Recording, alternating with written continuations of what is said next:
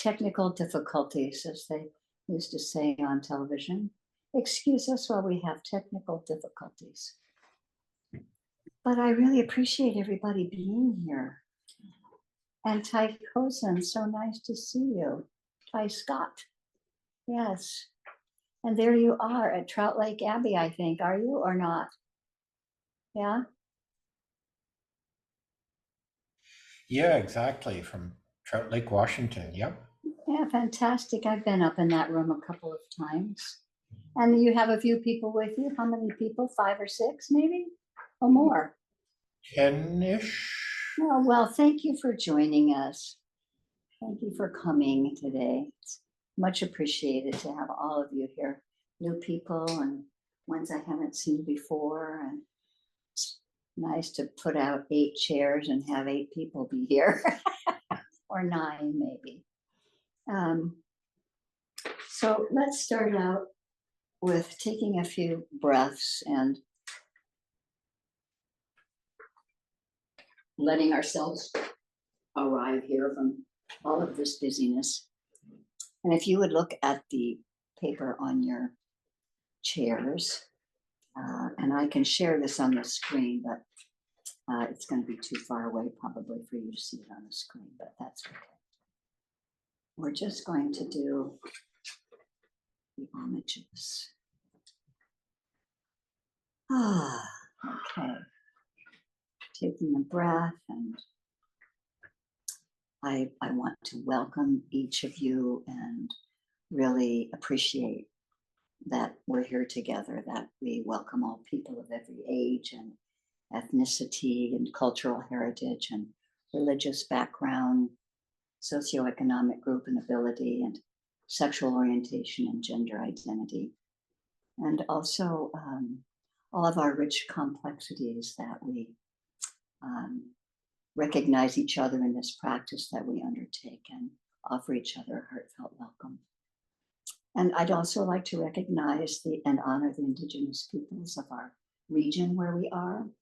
Here in Portland, it's the Multnomah, Tualatin, the Confederated Tribes of the Grand Round, and the Cowlitz, and many more. And recognizing that each of the locations where we are has many diverse Native people. And they continue to live and work here, and we respectfully acknowledge and honor all the indigenous communities, past, present, and future, and are very grateful for their ongoing, vibrant presence. And also, it's important for us to just briefly, I like to acknowledge also the Asian immigrants that came here to the US because of having Buddhist countries represented from all over, from China, Japan, Tibet, Cambodia, Thailand, Burma. As many Buddhist countries, pretty much as there are represented in the US, and it's because of that. Korean, and because of the Immigrant Act in 1965, it increased more with people from China and Vietnam, and the Theravadan practices that is my background, comes from Burma. And all of these complexities that we have coming together, just being really in honor of holding our ancestral heritage, and also in our larger purview of our background is acknowledging the Buddha, the Dhamma, and the Sangha. And so I'd like to do this in call and response. We'll just do the refuges. We'll just do the refuges. We'll go to refuge to the Buddha, the Dhamma, and the Sangha. So it's the first page. For the first time, I go to the Buddha for refuge. Buddhang saranam gacchami. It's your turn. Buddhang saranam gacchami. Dhanang saranam gacchami. Dhanang saranam gacchami. Sangham saranam gacchami. And for the second time, I go to the Dhamma for refuge. Dutiyampi Buddhang saranam gacchami.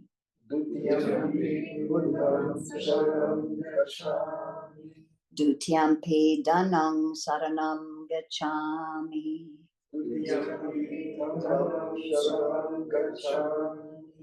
Dutiyampi Sangham saranam gacchami.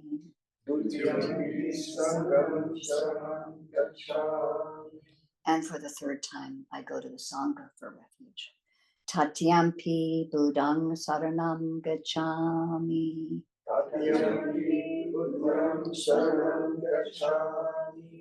Tatyampi Dhanang saranam gacchami.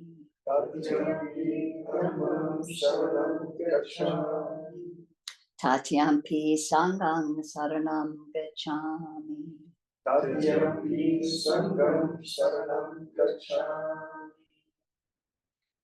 And so additionally, the precepts are a way of making a safe container for ourselves. So I won't go through the repetition of them for now because of time restraints, but it is on the back side of the paper, and the shortened version of it is that we undertake the training of the heart and mind to refrain from taking the life of any living being.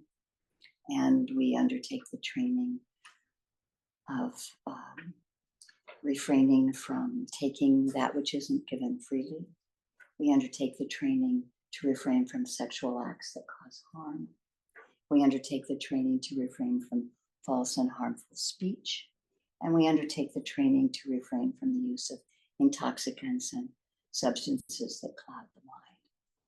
And so this gives us a foundation, a feeling of safety that we can feel held within this container of our practice together and within the safety and trust of these precepts. So as I ring the bell, and maybe I need to make sure that I have original sound, although now I'm not on my computer. So we'll see. Hopefully you'll hear the bell. I don't know about original sound on my iPad that's actually picking up my sound, I believe. So here we go. Can you hear the bell online or not? Kind of so, no. Good thing we have a sense of humor around here.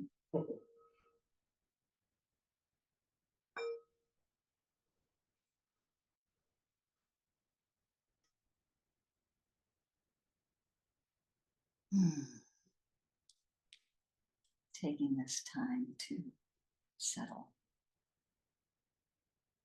to notice everything that happens in the mind as we come together. We know that this practice helps us understand about constant change and arriving to never knowing what exactly. So we've all had a variety of ups and downs that got us here, no doubt. And we can just begin to let ourselves settle in our familiar posture. Taking a breath or two, noticing what's happening in the heart and the mind right now. And we might notice as we settle, I don't know about you, but for me, there's usually two things that happen when I start to sit. Either the mind is really busy and there's a lot going on and it's agitation or anyway, busyness happening in the mind. Or once I settle, I'll sort of disappear and nod off into one of the other hindrances of sloth and torpor. So whatever's happening, just notice what's happening in the heart and the mind right now as we settle into this practice together, this mindful awareness practice. You can let the eyes close gently if you want to, or pick a spot out in front of you. Most of you are already experienced meditators, so you have a way of beginning your meditation that works for you.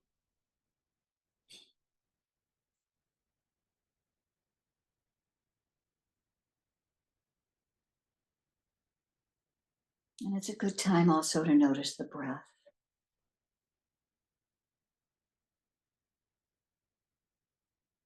You may notice it's long or short.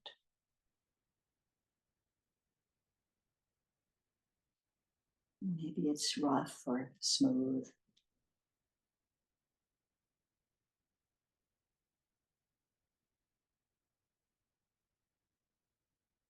Maybe if you find yourself in a sleepy state of mind, you can take a few shorter, quicker breaths. And if you have an agitated mind happening, you can take a couple of long, deep, purifying breaths.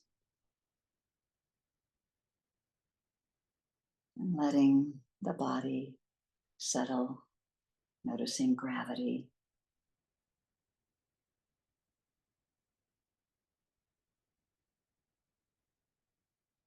Just letting a sense of relaxation flow through the body, sometimes just a sweeping of attention, releasing, relaxing behind the eyes.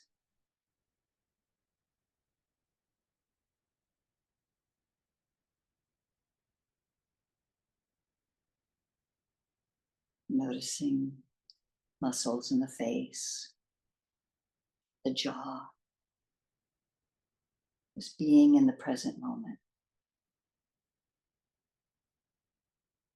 And what does that look like? It's what's happening right now.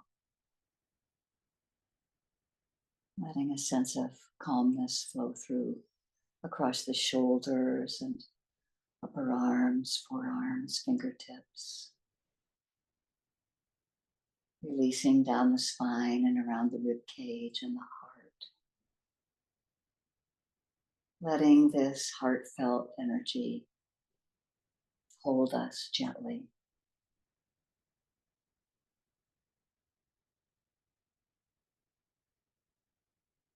Calming, releasing, relaxing, renewing energy. We can notice our sits bones, how we're sitting, whether it's on a cushion or a chair. We can use the Vedana, the noticing of sensations at a touch point in the body. We can notice the touch point where our buttocks is on the cushion or where our hands might be touching.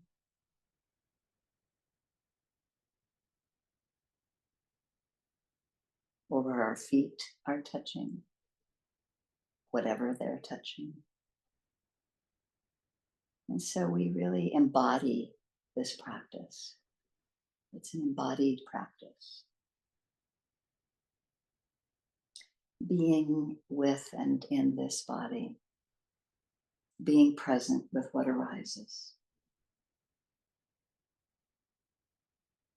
And we use mindfulness at the fore, mindfulness as our guide to really see clearly what's happening in this moment. And we may notice that when we see clearly, we notice the impermanent nature of what we're attending to.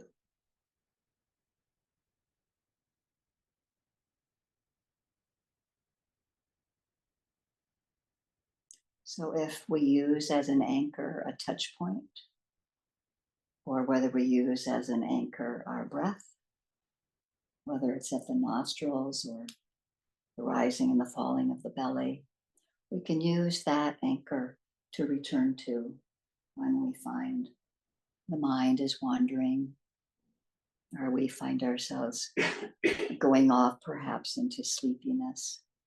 We can encourage some of the 5 faculties of effort and confidence, faith in the practice as we begin again each moment. waking up to this present moment wherever we find ourselves lost in thought or spacing out or forgetting what we're doing. We just begin again at the touch point or the breath.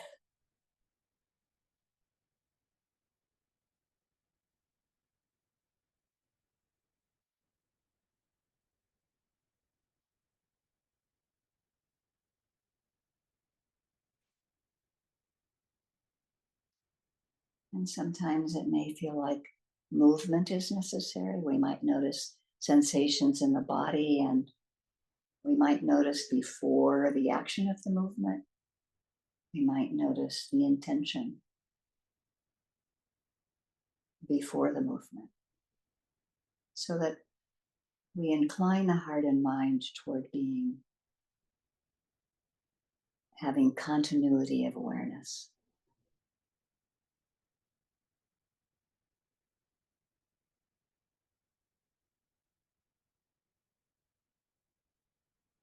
And as we continue this next 20 minutes of sitting practice, if you feel a need to rise, you can stand in place or stand up for a while in place. You can choose a place at the back of the room and do a walking practice.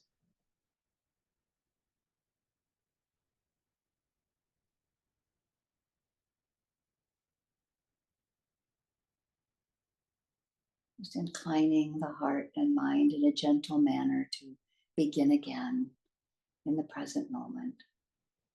Noticing anicca, anatta, dukkha. Noticing the constantly changing nature of whatever we're attending to.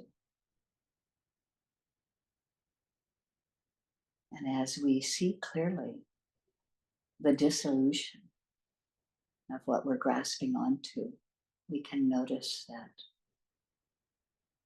there is nothing to grasp onto.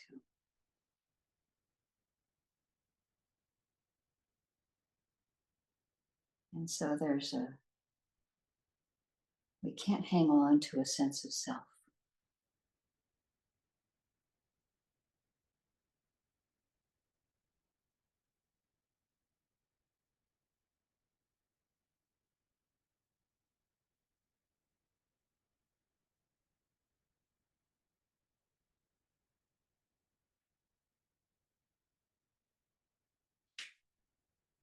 And we can really notice the truth of dukkha, that as we even sit here for a moment or two, generally the thinking mind is grasping at something that it wants to do or wants to think about or has already thought about, already happened, thinking about it again.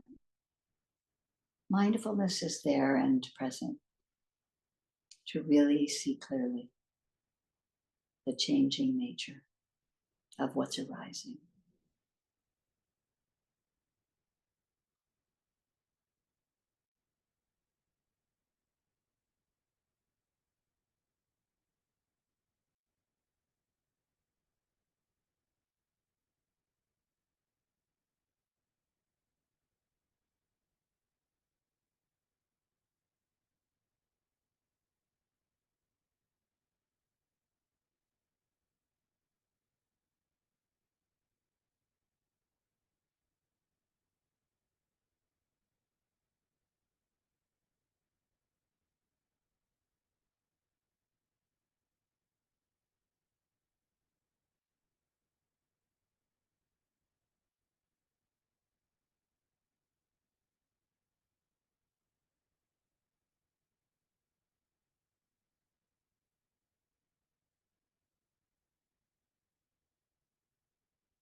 So once we've set a direction for the mind to be aware and mindful as much as possible, it'll continue in that direction.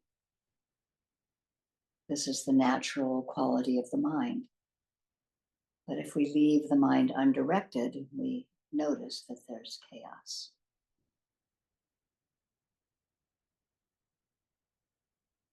And so we allow the mind to be gently guided toward the skillful and we let go of the unskillful.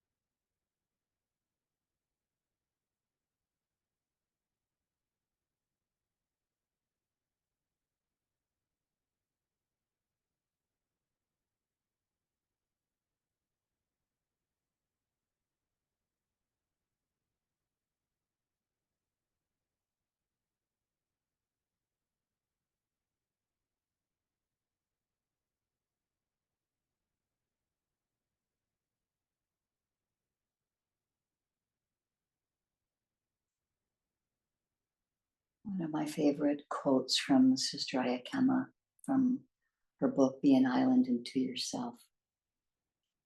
Sometimes one doesn't feel well physically. That's no reason for discontent. I am of the nature to be diseased. We chant it every night. It doesn't say I have to come unhappy and discontent about it. It's the nature of the body.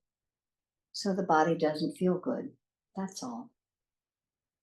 The body has some problems. The body always has problems. Other times there may be ideas of wanting in the mind.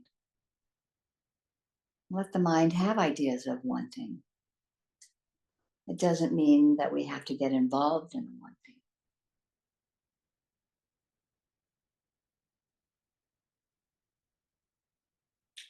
If one starts believing the dukkha which the mind and body generate, there will never be any contentment.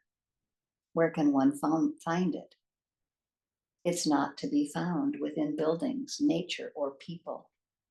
Contentment has only one resting place, and that is within our own heart. And it has nothing as its base except the understanding that giving love and kindness and acceptance creates a field of harmony around oneself and gives one a feeling of contentment. That is skillful living. So as we embody this container of our hearts and minds, we hold ourselves in kindness. We hold ourselves in compassion and well-being, no matter what arises and passes, without attaching and without judging.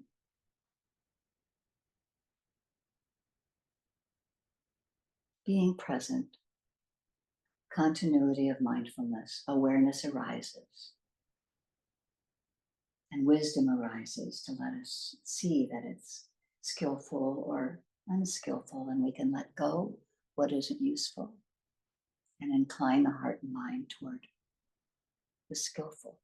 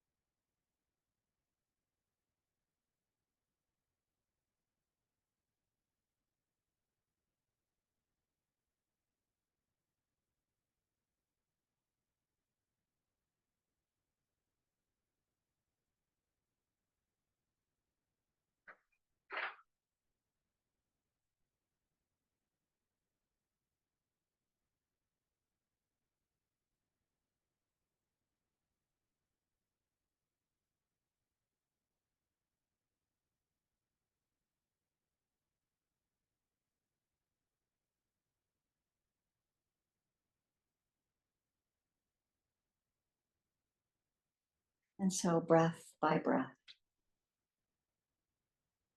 moment by moment, we begin again. We return to the present moment.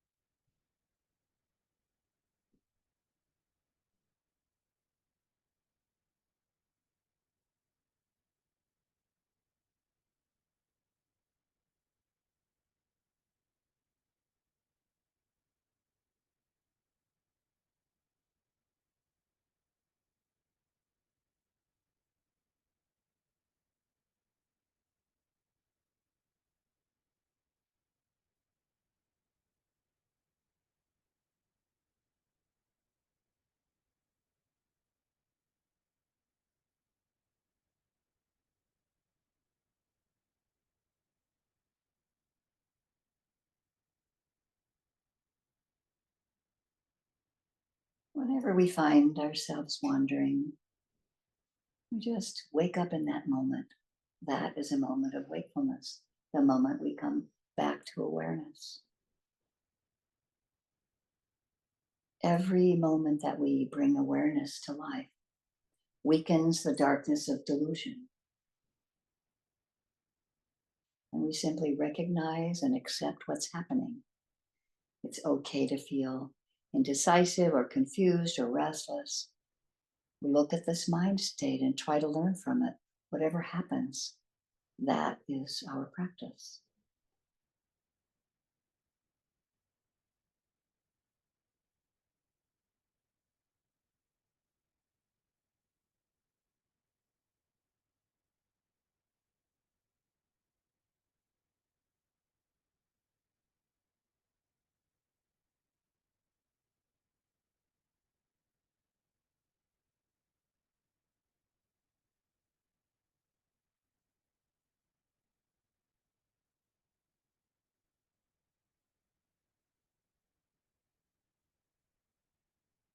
We can continue attending to the breath and noticing its temperature and length and texture.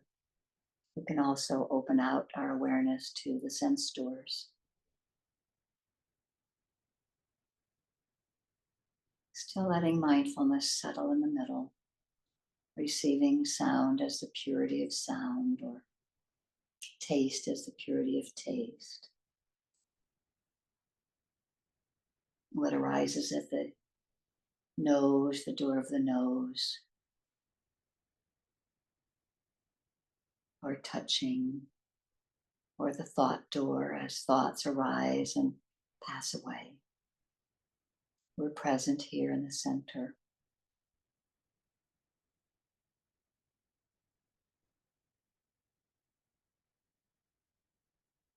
We can let go of what isn't helpful and we can incline the mind towards some of the Dhamma themes we may know, that of loving kindness,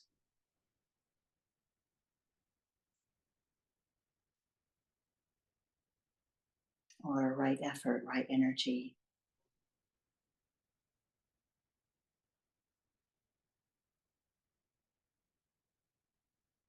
We're tuning to integrity of the precepts.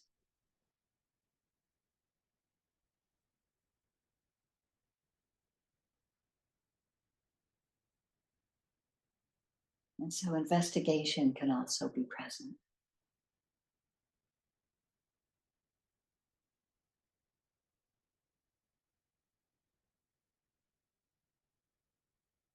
Noticing when there's non-harming in the mind,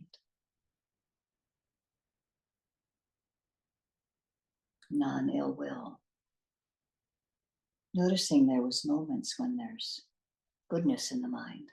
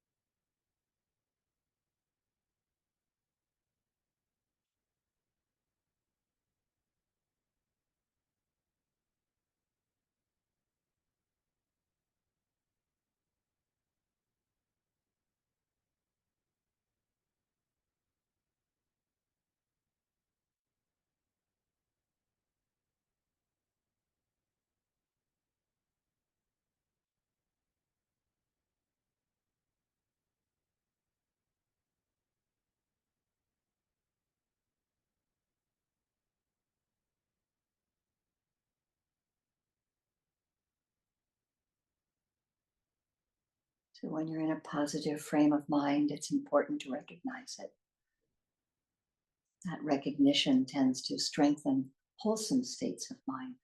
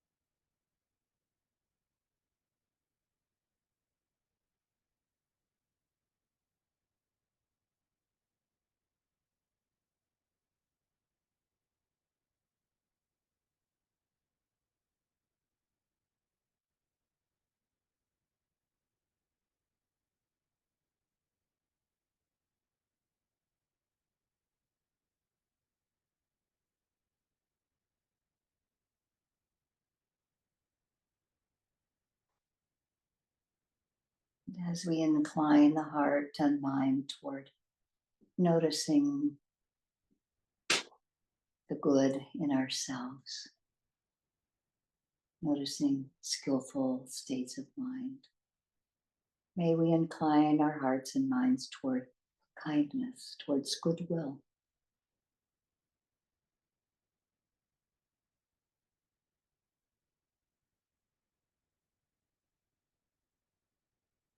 May we hold ourselves in kindness.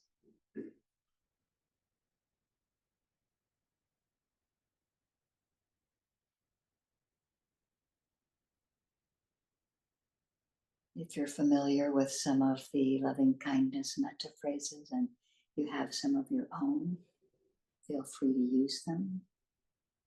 For me, sometimes I just use the simplicity of, may I be at ease. And may we hold ourselves in that place of ease. May I be free from suffering and the causes of suffering. May I hold myself gently and with compassion. This inner disarmament of non-harming begins with ourselves. And may we let this sense of goodness flow to others. Family members, a good friend, a benefactor, or our first Dharma teacher.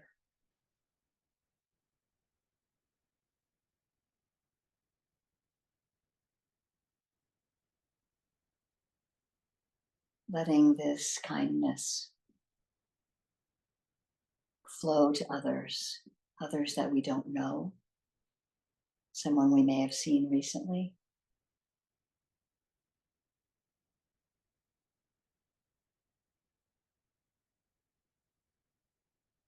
Ease and well-being, letting this sense of ease include ourselves, a friend or two, a benefactor, someone we don't know, and spread out to all beings, critters that we don't know about, can't see, beings with thousands of legs, beings with 4 legs and 2 legs, beings with no legs, all of those creatures under the sea. May all beings be free from harm, safe and protected. Those that swim and fly, crawl, walk, known and unknown, beings seen and unseen, those realized and those unrealized. May all beings everywhere have happiness and the causes of happiness, be free from suffering, have ease and well-being.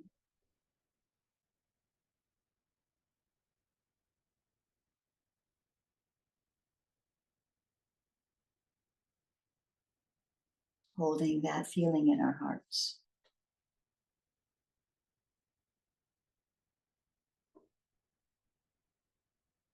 I like this saying from Ayamedanandi. Though we are facing global disturbance, imbalance, and social disintegration, hold fast to sacred values of truth, kindness, trust, and moral vigor. We all wish for happiness, well-being, safety, and protection from the shadow of ignorance in this world.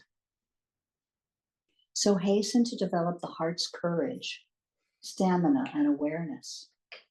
Give up what is harmful to yourself as to all. As you speak, act, see, and even think, stand up to what is fearful and unconscionable. let us undertake our own inner disarmament as catalysts for the good, caring for each other as for all beings on earth. Sow seeds of true compassion, unconditional forgiveness, and peace in this world while you still can.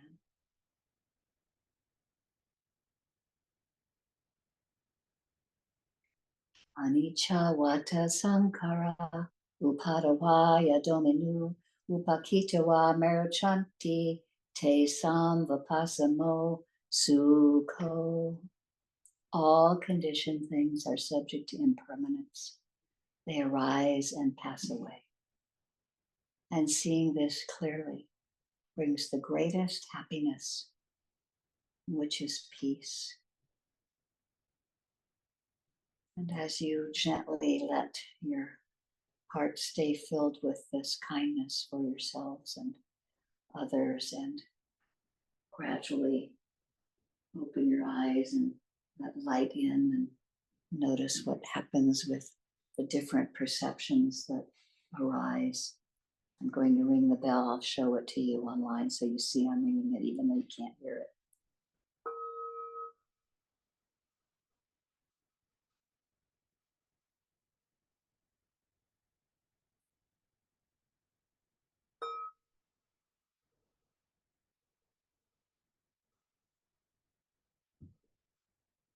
And let's take a moment to close out this meditation time with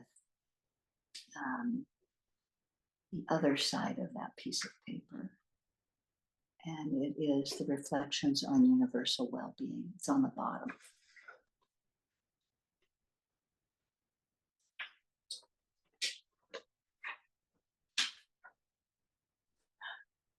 Now let us chant the reflections on universal well-being. May I abide in well-being, in freedom from affliction, in freedom from hostility, in freedom from ill will, in freedom from anxiety, and may I maintain well-being in myself. May everyone abide in well-being, in freedom from hostility, in freedom from ill will, in freedom from anxiety, and may they maintain well-being in themselves.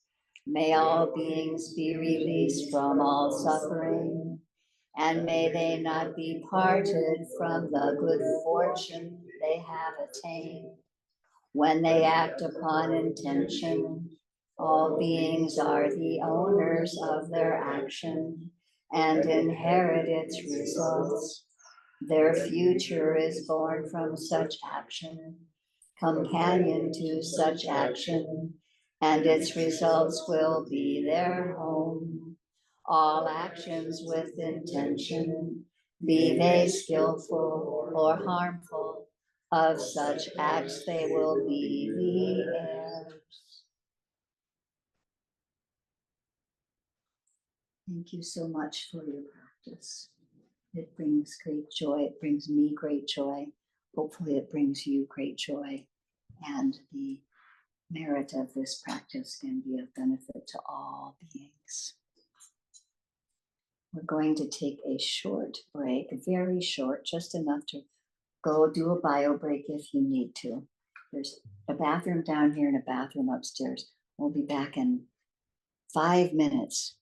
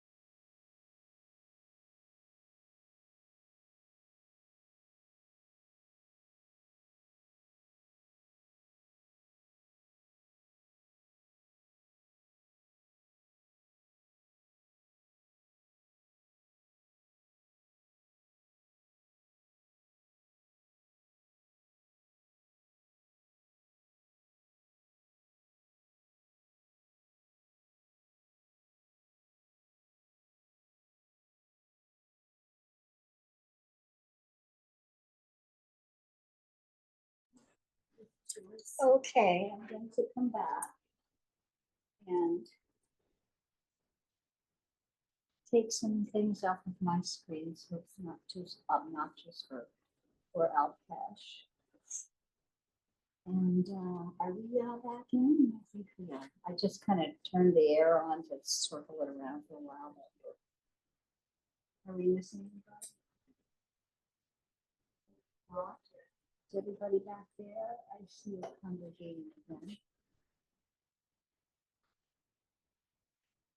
So today we have the privilege of having a guest teacher, one of my favorite beings, Alpesh Parikh, who introduced himself to me a couple of years ago, and we've had a continued connection ever since. And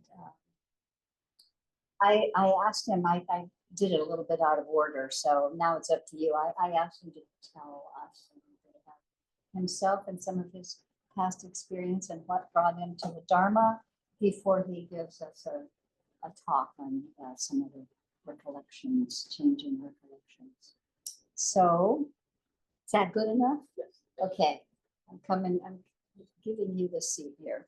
And if we at some point open up to discussion on Zoom, we'll use this. Yes. But meanwhile, over here somewhere is where the sound is actually coming. Can you keep this? Oh, yeah, sure. Okay.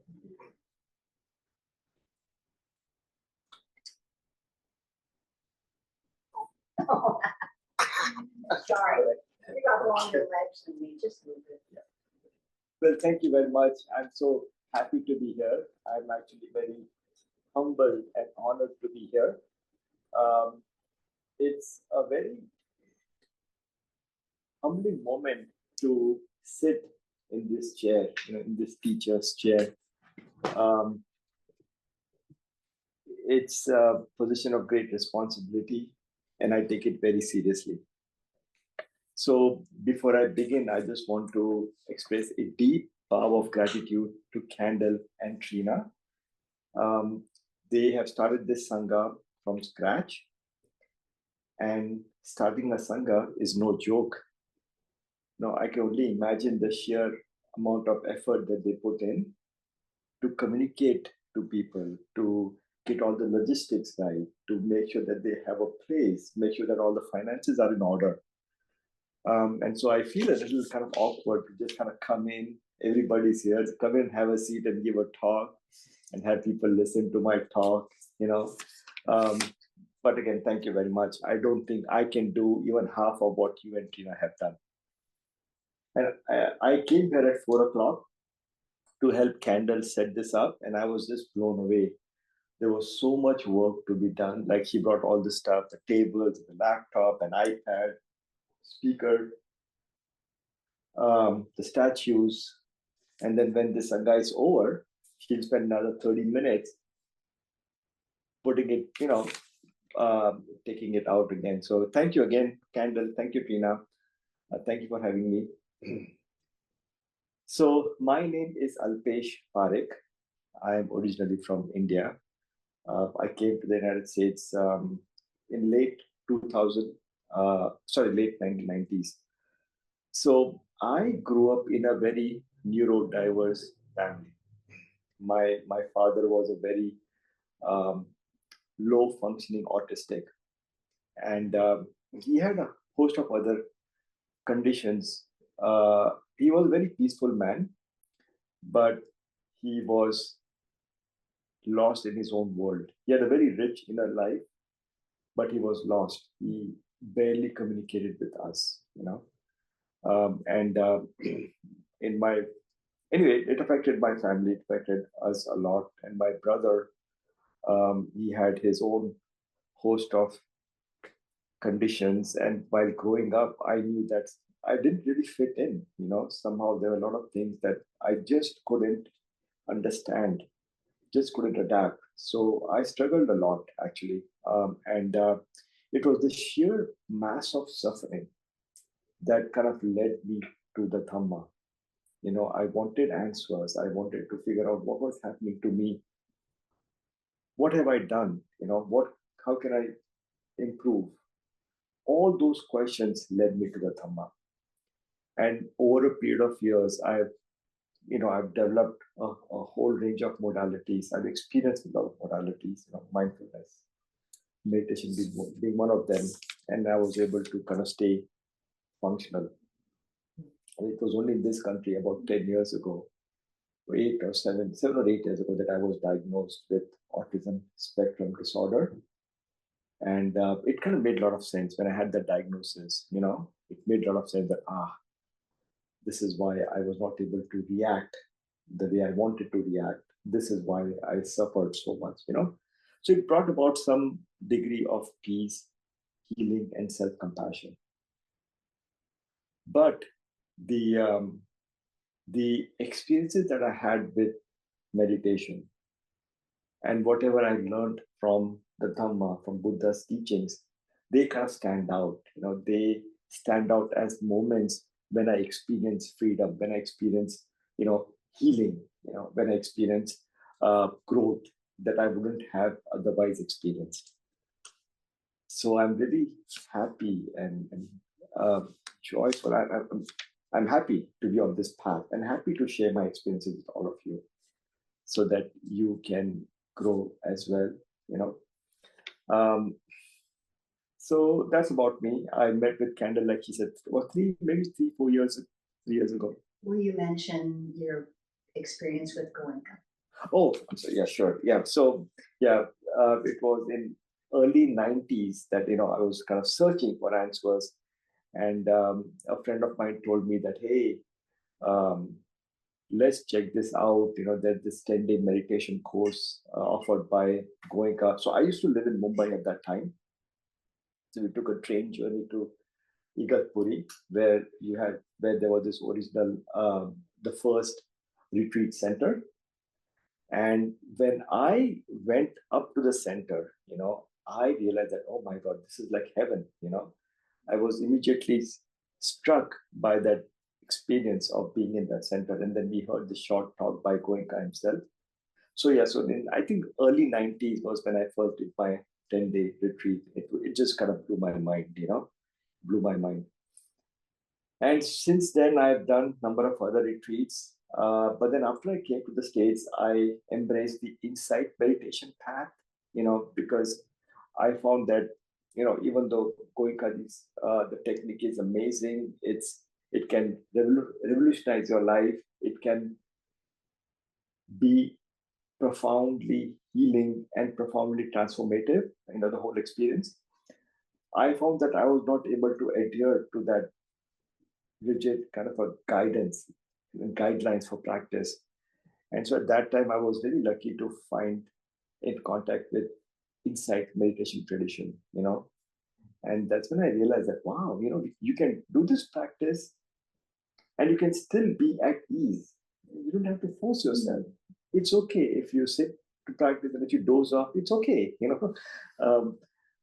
So since then, I've done a whole lot of work in that tradition. Thank you for that question, Kendall. All right. So I want to talk about the four mind turning reflections. Now, these reflections originated a little after Buddha passed. And it originated simultaneously in the Theravada tradition, in the Vajrayana tradition, in the Mahayana tradition, because practitioners had the same set of problems. People practiced meditation, they got in touch with Dhamma, they realized the amazing transformative nature of these teachings, but they found it difficult to implement because even at that time, people had busy lives. They had busy lives because their minds are busy. Human mind is the same. Human mind has always been the same, the nature of the human mind, right? Constantly grasping at things, constantly being averse against things. running from things to things, so to speak, right? So they came up with these 4 reflections and they called it mind turning reflections. And the idea is that if you find yourself not having the motivation to practice, instead of deflating yourself, instead of being discontented, you can reflect on these principles, and that will turn your mind, and then you'll be more inclined to practice meditation. So, in my talk today, I'm going to talk about the first reflection, the preciousness of human birth. And I'll just take a short dip into the second reflection, which is a reflection on impermanence. Okay? Now, before I talk about these 2 reflections, I just want to talk about the unique nature of Buddha's teachings, right? So you're all familiar with the 4 noble truths, the eightfold noble path, etc. So Buddha was a list maker, right? It's amazing to me that 2,500 years ago, he made these lists. And from today's perspective, when you look at those lists, they are not static, but they are hyperlinked into one another, you know? So for example, when you look at the 4 noble truths, right? There is suffering. There's a cause for suffering, you know? There is a way out of suffering.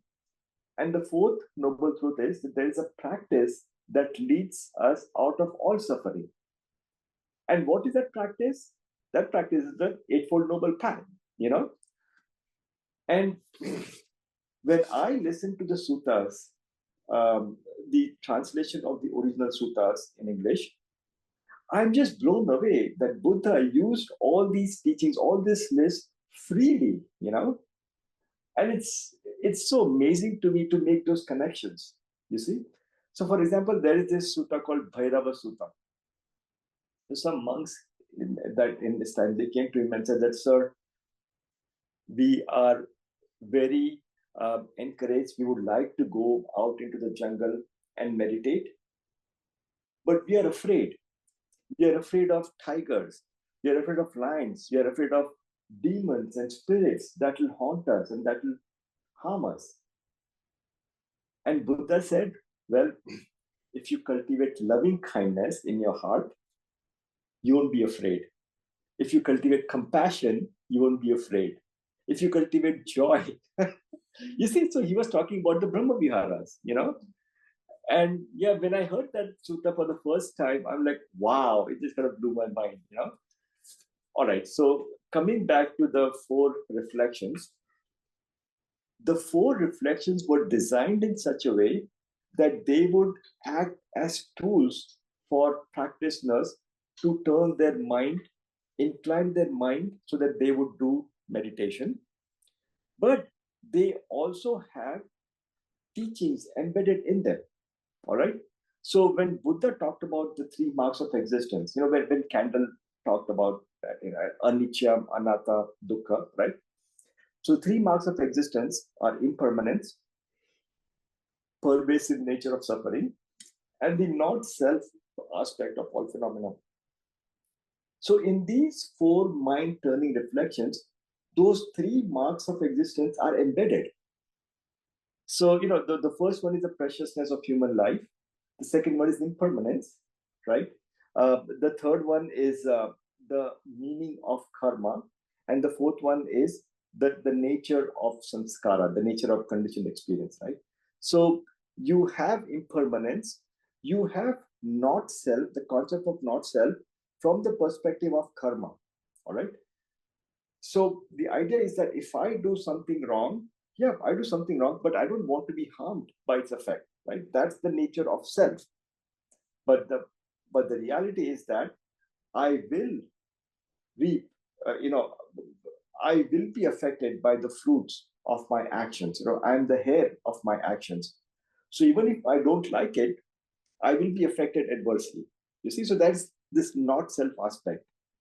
All right. So just remember that in these these four mind-turning reflections, these reflections are grounded in profound truths. The truths that are embodied by anicca, anatta, dukkha. So, before I talk about the first reflection, I just have a question to ask you. Have any one of you experienced this problem when you want to meditate, but you're not able to do so? That you're not able to maintain a regular practice. Right? I mean, I see you laughing, so yeah, okay, great. And I'm guilty as charged. I have my own challenges, right? And I want to ask folks on the Zoom call if they have had any experience, if they have had any difficulties in maintaining their practice. Oh, okay, thank you. I see 5 hands raised up. Thank you. So we are all in good company, and we can explore what these reflections are. So the first reflection is the preciousness of human life. And what that means is that having a human life is a very, it's not something that happens to everybody, right? Now, Buddha had a very expansive view of the universe. He was talking about all kinds of beings at all different realms. You're talking about the lower realm that are filled by ghosts and demons and stuff. And then he was talking about the heavenly realm where you have gods residing in perpetual happiness. And then we have this small sliver of realm where we human beings reside, correct? So the thing is, we have a great opportunity to make the most of the time that we have, the precious time we have as human beings to do this practice. And the reason we are doing this practice is so that we can get rid of all suffering, right? We do this practice so that we can finally kind of wake up in our default state of mind. We wake up in the morning, but throughout the day, we get bombarded by so many thoughts, emotions, judgments, and fears and anxiety, right? So even though we are physically awake, we are asleep to our true self because we get carried away by all these things. You see? So the purpose is that you do these reflections to kind of wake up and realize that, oh my God, I'm asleep. I need to wake up, and then wake up and be aware of everything that is happening around you, everything that's happening inside of you. So this first reflection in the preciousness of human life is also part of the quote unquote right effort. Because in the Buddha's teachings, he also talked about the use of will. So just because your mind is wavering, just because you don't feel like meditating, it is possible to will yourself, say that, okay, you know what? Yes, I don't feel like doing, I have an ache in my leg, I'm afraid of what will happen tomorrow, but I can still sit down and do my practice now. So you can reel in your mind, your wavering mind, you can reel it back in and do your meditation. And then once you have that expansive perspective, then that will help you in your journey. See, so that is the crux of this first reflection, the preciousness of human life.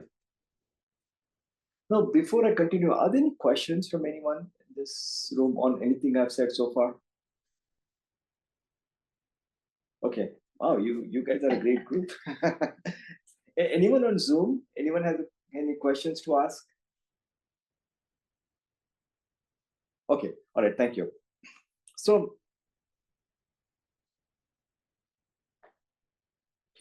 these reflections, like I said, they form part of the spiritual basis for success in this endeavor. So I want to take a brief segue and talk about reflection as opposed to meditation. You know, these are two distinct practices. So right now, what we are seeing is we are seeing a proliferation. It's like there is an amazing amount of interest amongst people in the concept of mindfulness meditation, right? And it's great. It's an amazing thing, right? Everybody knows what mindfulness is all about. It has become a household term, right? So the idea is that you sit down, you be aware of what's happening, inside your body, inside your mind, deal with feelings, right? That's a great practice. And the idea is that this practice will help you settle down, will get you to a baseline state where you are calm, you are at ease, and your heart is open, right? But the practice of reflection is slightly different. With reflection, ideally, you start with a mind that is already calm. And then you drop in these nuggets of wisdom, all right, into the mind. So it's like you have this lake where there is still water and you drop a stone. And what happens is that when you drop a stone, it goes deep and it creates ripples in the water. So the practice of reflection is that you still your mind and you drop this nugget inside and see what happens, right? So preciousness of human life. We all know that, yeah, life is precious, but to experience it vividly so that that becomes an impetus for you to change your mind, to turn your mind away from day-to-day activities and turn your mind into meditation, right? That is the dynamic here, you see, with this quote unquote reflection practice, right? And you may want to do it in any way you see, please. So when you think of this reflection, preciousness of human life, what you can do is go into meditation, simple meditation. When you think that your mind is calm, maybe focus on anapana, mindfulness of breath, in and out, maybe after 5 minutes, maybe after 10 minutes, once your mind is settled, then you reflect on the fact that my life is precious, that, I may not get this opportunity again, right?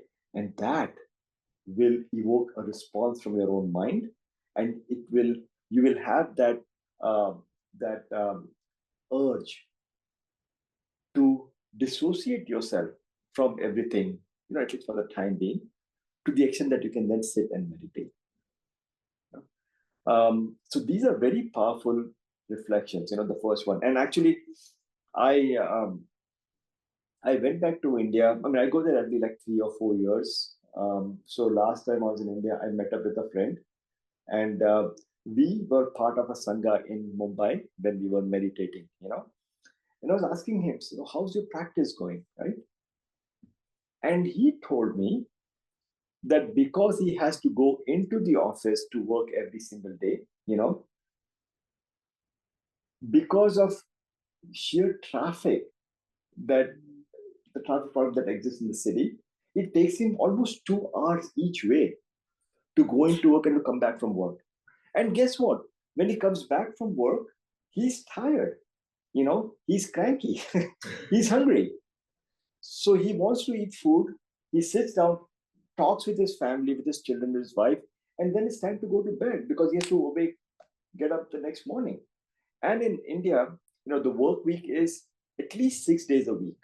It's not 5 days, it's 5.5 to 6 days a week. And then on top of it, you have to work remotely. So when you have the situation where you are so much engrossed, where you have to work, right? I mean, if you don't, then you might not have a job, right? So I was kind of blown away, and I just realized that, wow, I'm so blessed that, yeah, even though I have a full-time job, I do have the opportunity to practice in the evening. When I come home, I mean, I work from home. So when I'm not cranky in the evening, I'm cranky for other reasons. But so again, preciousness of human life also includes the circumstances. So, I'm lucky to be married to a wonderful woman who's sitting right there, so she supports me in my practice, but I can only imagine that if she was not supporting my practice, it would create all kinds of problems. So, I have to say those things. If I don't, then she'll put me in the doghouse. All right. So that's all about preciousness of human birth. Now, I want to take a brief segue into the second reflection, the reflection on impermanence, because it strengthens the first reflection, right? Our human life is precious simply because it can end at any point in time. We'll never know when our life will end, you see? So yeah.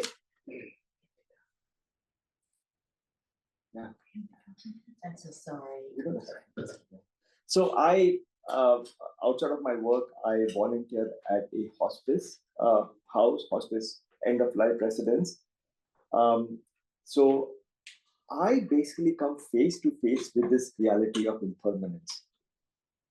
We see residents who are in their 30s, who are not going to live more than 6 months. We see residents who are in their 90s, right? We see people who were absolutely fine one day, and then the very next day, the condition worsened to such an effect that they have to be, rushed into a hospice home. So one reason why I like to volunteer at hospice house, because it brings me face to face with the reality of impermanence. It's not just an abstract quality or abstract idea. It is very, very real. And the more I spend time attending to those residents, talking to them, taking care of them, right? The more I'm building this perception of impermanence, you see? Because our perceptions are so ingrained in ourselves. The perception of healthy, that I'm a man and I'm rich and poor, whatever it is, right? They are so embedded in us, so ingrained in us, it's not easy to change, you see? So you have to work on it repeatedly. And then over a period of time, it kind of flowers. And then once it does, then it becomes easy and easy, right? So this is another aspect of the reflection, that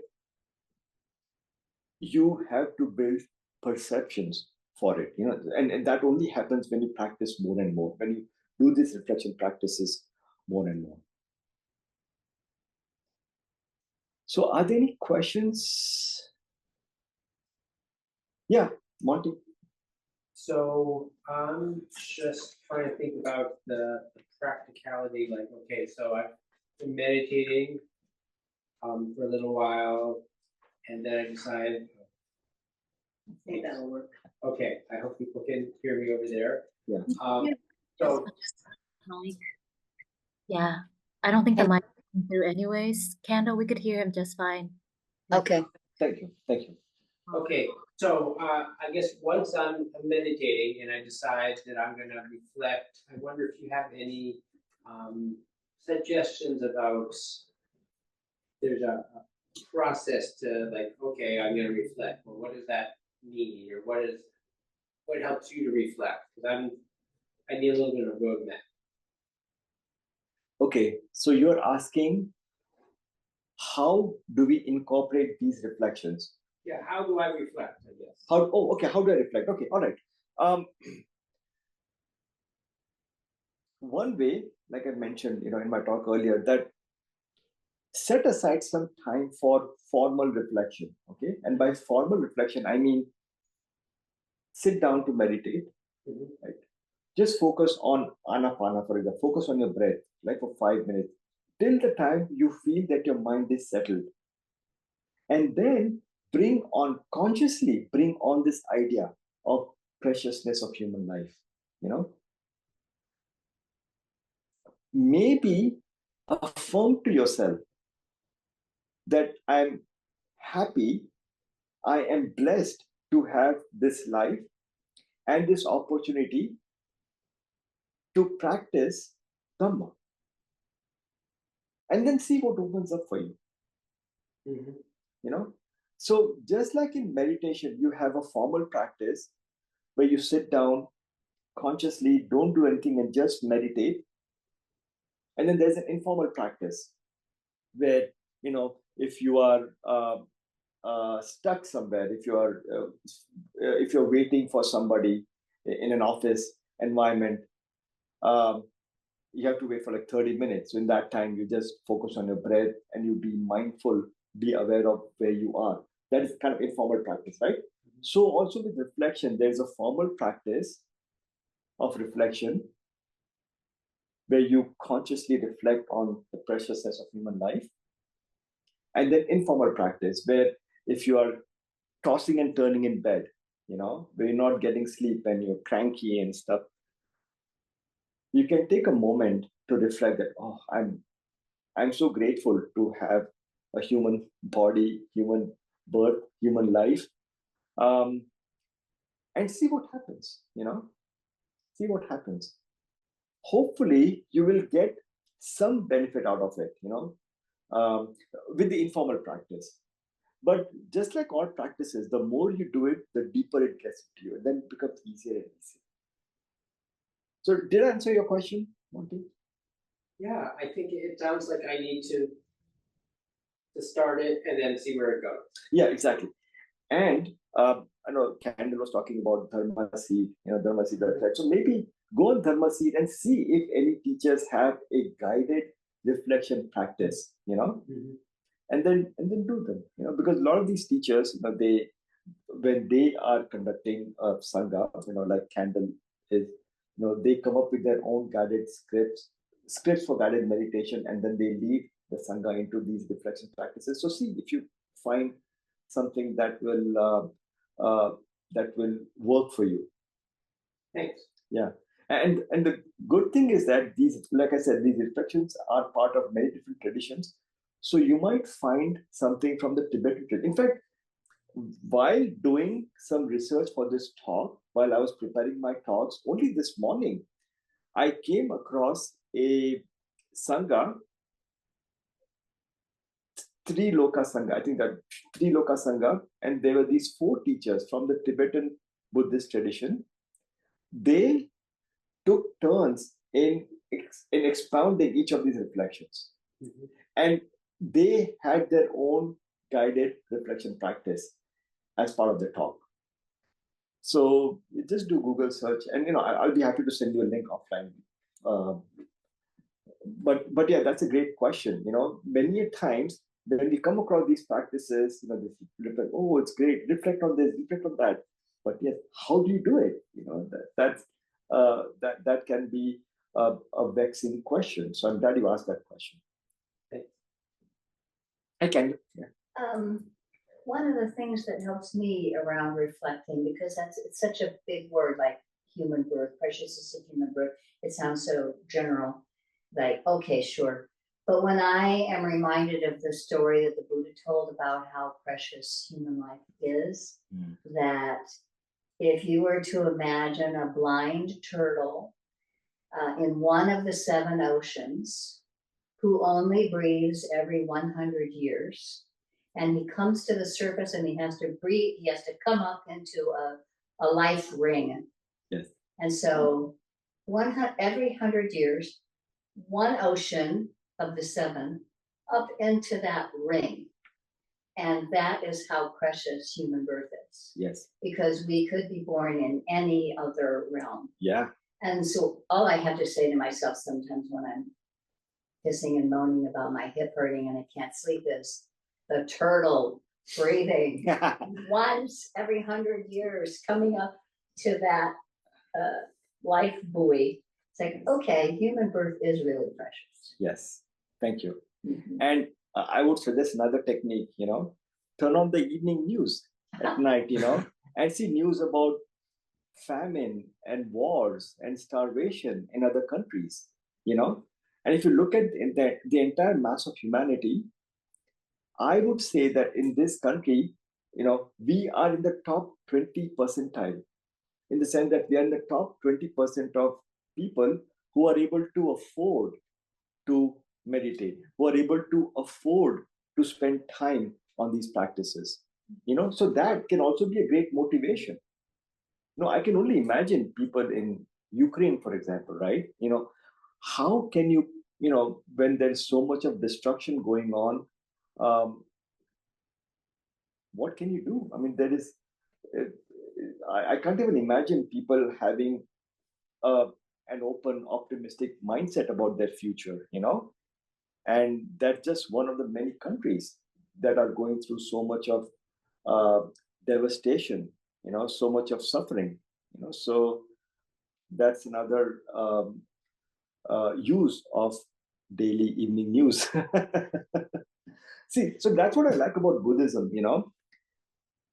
At the end of the day, it takes suffering, uses suffering as a stepping stone to achieve freedom of heart and freedom of mind. You see? So every time you come across something that is unpleasant, you have an opportunity to kind of wake up that, oh, this is unpleasant. And I don't wish for myself to have this experience, and I don't wish for others to have this experience as well.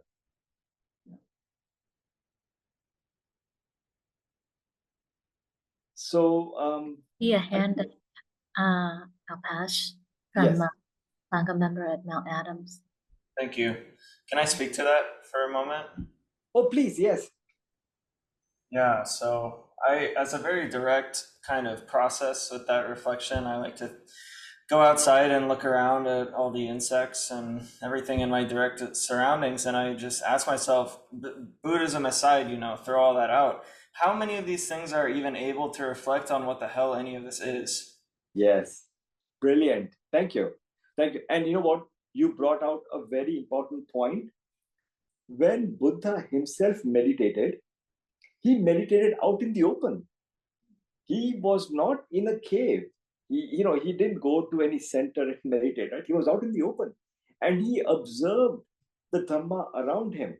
He observed how animals behaved, how plants came out, how plants flowered and stuff, right? And he was able to assimilate everything and create uh, his vast, expansive uh, philosophy and practice. So thank you.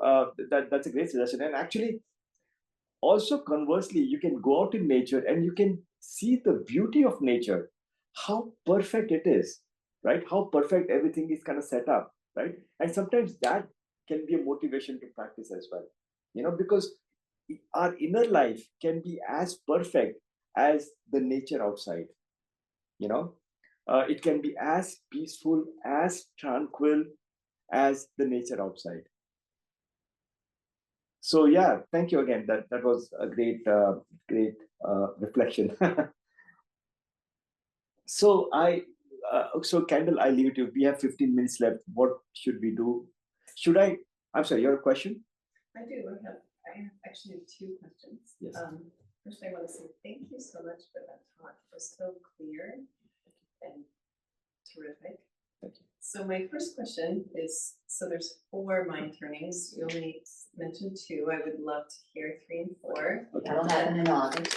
Okay. Yeah. And then my second question is, how much does the response factor into the reflection? So I'm seeing this give and take, like you're meditating on the reflection, and then you mentioned notice the response of your mind. Mhm. And I'm just curious what you might have to say about, do you go, like, it's constantly renewing, going back to the reflection and then noticing the response and back to the reflection and noticing the response, or? Okay, that's a great question. It's entirely up to you, right? Because each person will have a different experience, right? With this reflection, there will be times when there won't be any response. You will reflect, you will repeat the preciousness of human birth. Nothing will come up. But you know what? After you open your eyes, after you are engaged in your day-to-day activities, suddenly something might pop in your head, an idea or an inspiration might pop up in your head that, oh, this is what it means, in other ways. So from my perspective, now again, I'm talking about my experience. Okay, now I am completely willing to be proven wrong, but this has been my experience. I am just looking for that flash of insight.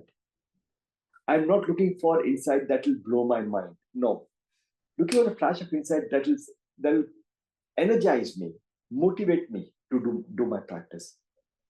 You see, so don't worry about that thunder and lightning kind of an insight. Where you'll kind of fly in the air and stuff like that. No, that won't happen.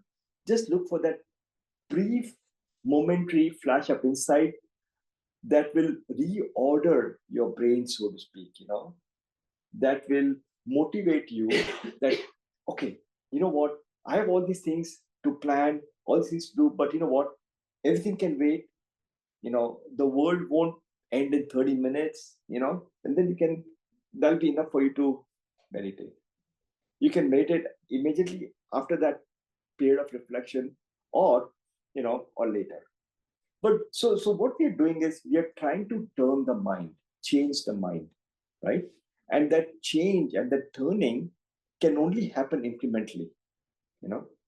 So let's say if you're trying to lose weight, as an example, right?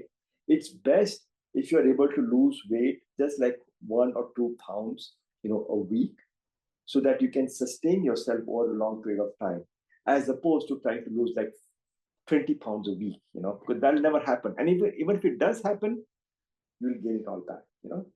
So did I answer your question? Yeah, that was quite lovely. Thank you. All right. And your first question, yeah. So the third reflection is actually the meaning of karma, right? Reflecting on karma. Many a times we act without thinking of the reaction, without thinking of how it will affect other people, how it will come back to bite us, so to speak. So that's the meaning of karma. And the fourth one is the nature of samsara. So nature of samsara coincides with the mark of existence called dukkha. Basically the nature of samsara is such that there is a defect in samsara. It is full of suffering. You won't find anything in the samsara that is not suffering, you see. So those are the four reflections. Now, so like I said before, right, when you do these four reflection practices one after the other, what you're doing is you're also reflecting on the three marks of existence, anicca, anatta, dukkha, you see. So this is again what I find amazing about Buddha's teachings. You have a series of insights, right? Universal insights, but you now have many, many different perspectives through which you can experience the same insights. So like instead of reflecting on anicca, anatta, dukkha, you can have these four reflections. And the effect of these reflections is that it'll change your mind. It'll motivate you to meditate, to go back on the path of dharma. Did I answer your questions? You did. Okay, thank you. And he'll go more deeply into the other two on August, I think, 17th, next month. So please be sure to attend, okay? I'll be back. and I'm going to have an exam for all of you to see how well you perform. So I'm just joking. So you might see if anybody else online wants to say anything, Yes. and then would you like to talk about Donna or shall I? Yeah. Or Do you mind? You could start and then I could Yeah. give the details. Okay. All right. So anybody else has any questions or anything? Oh yeah. Mount Adams. Yeah. Please go on. Yeah. If you spent your whole life meditating and never had a flash of insight, is it still worth practicing? Wow. Well, then I want to know what exactly you are meditating upon. What exactly are you doing when you say you are meditating? I think it's a rhetorical question. Yeah, I hope it's a rhetorical question, because I'm really struggling to answer that question. Because the thing is, I don't want to discourage you, obviously. Now, the insights can be, like I said, they don't have to be in the form of thunder and lightning. You'll get insights about your own self. Like, for example, an insight would be that, oh, if I meditate early in the morning, immediately after getting up, my mind is more focused, more concentrated than if I was meditating late in the evening. Other insight might be that, oh, if I meditate on an empty stomach, for example, my mind stays focused longer than if I meditate after having a full meal, you know? So again, those insights are very unique to you.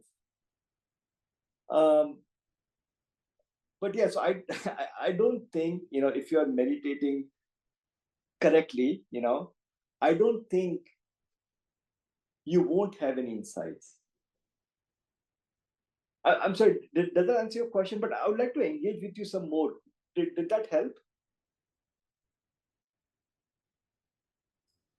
I was just offering it up for reflection.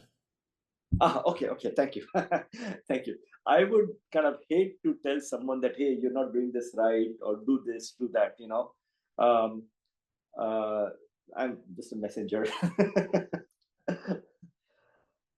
Okay, all right. So again, thank you very much. I'll invite Candle back to the seat. But before Candle joins, I just want to reiterate some points I made when I first started my talk. It's amazing to me the sheer amount of effort that Trina and Candle have put in to start this Sangha from scratch. It's no joke. I can't do half of the things that they have been doing every single week, every single Saturday, doing all this work, setting up the stage for the Sangha, and then disassembling the stage after the Sangha is over. So I hope that this Sangha grows. I hope we are able to reach a whole lot more people. So from your perspective, from your side, please consider helping Candle and Trina out with Dana. And so I'll give it away to Candle. So thank you again. Thank you for letting me take the seat. I look forward to coming again sometime in August. Thank you. Bye-bye.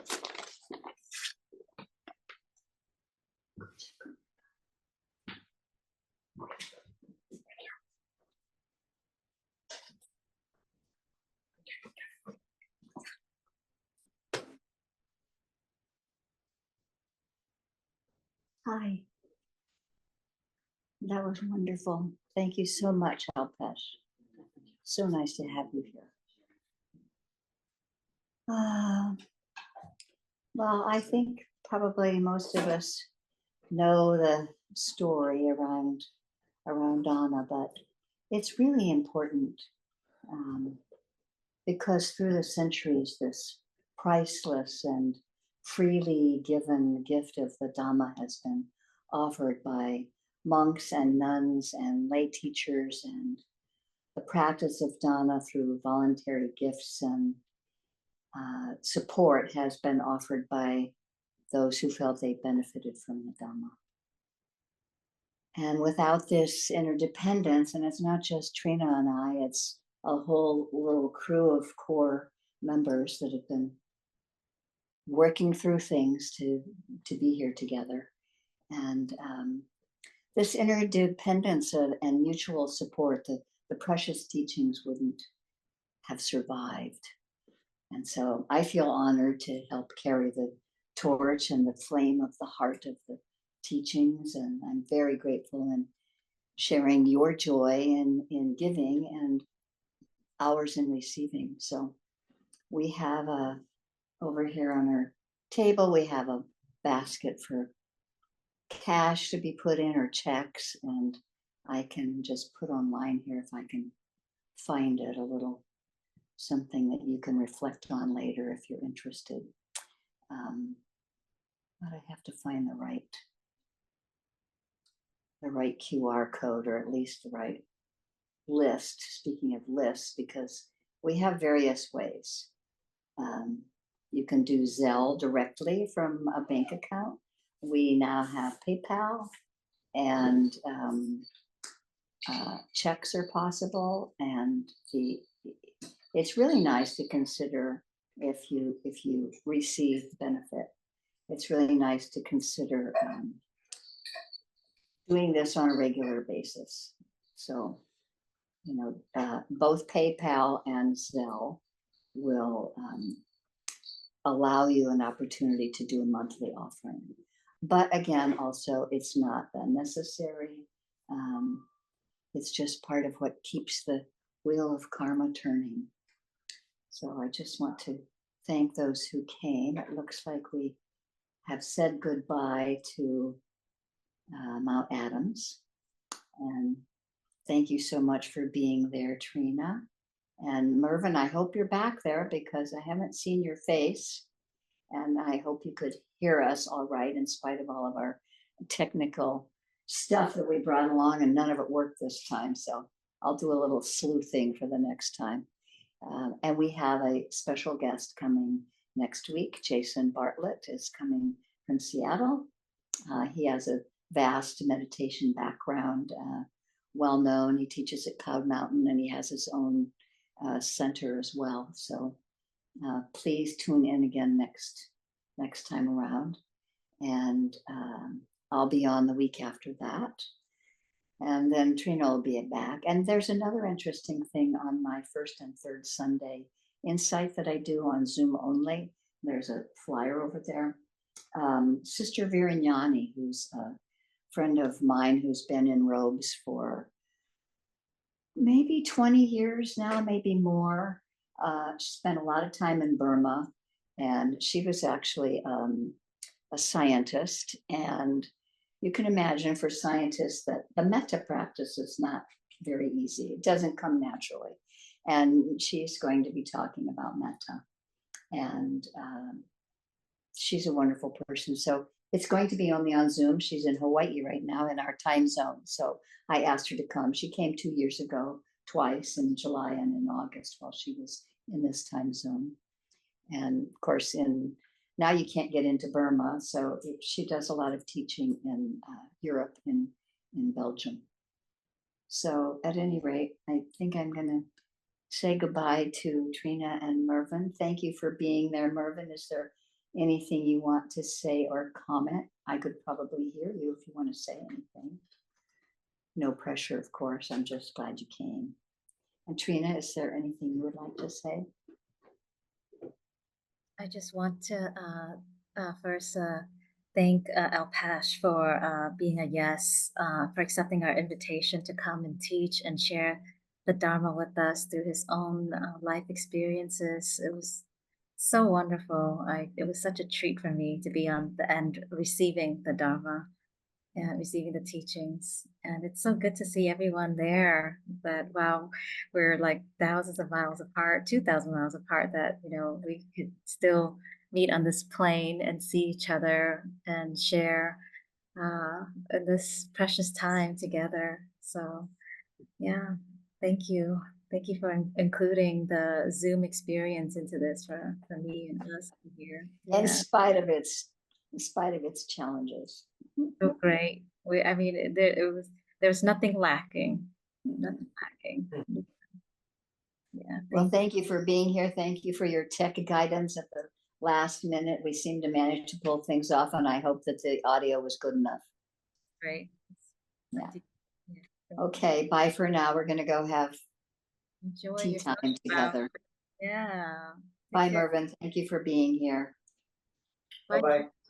Back there, and Monty. Bye.